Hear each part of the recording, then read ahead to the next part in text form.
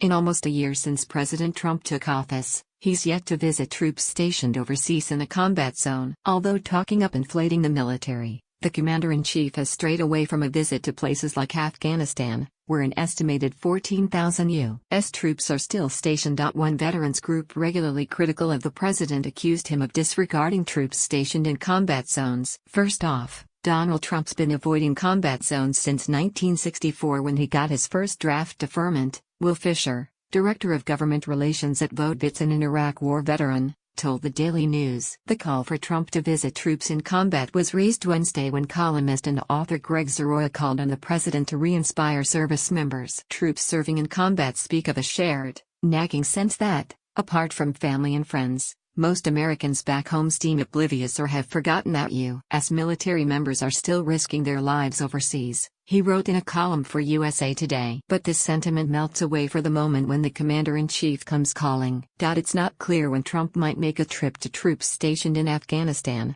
or Iraq, where up to 6,000 troops remain. A White House spokesman didn't immediately return a request for comment.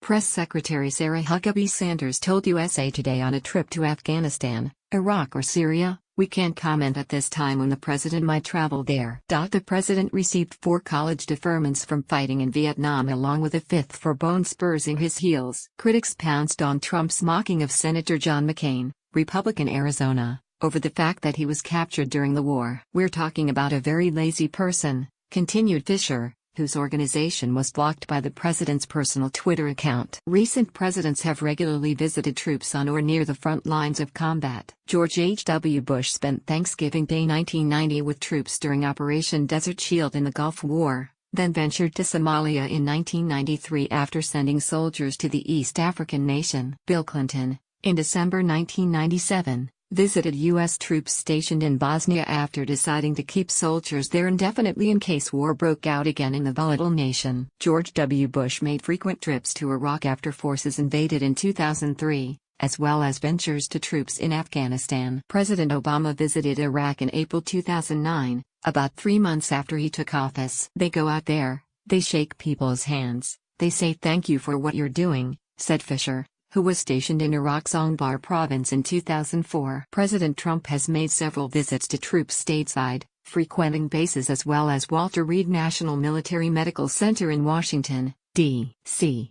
He lunched with troops at Camp Humphreys in South Korea during an early November trip. Trump tried to make a surprise visit to the demilitarized zone with North Korea, but heavy fog scuttled the trip. And Vice President Mike Pence spent some of the holiday season with service members in Afghanistan, where troop levels are expected to go up. Visiting Afghanistan has been particularly dangerous.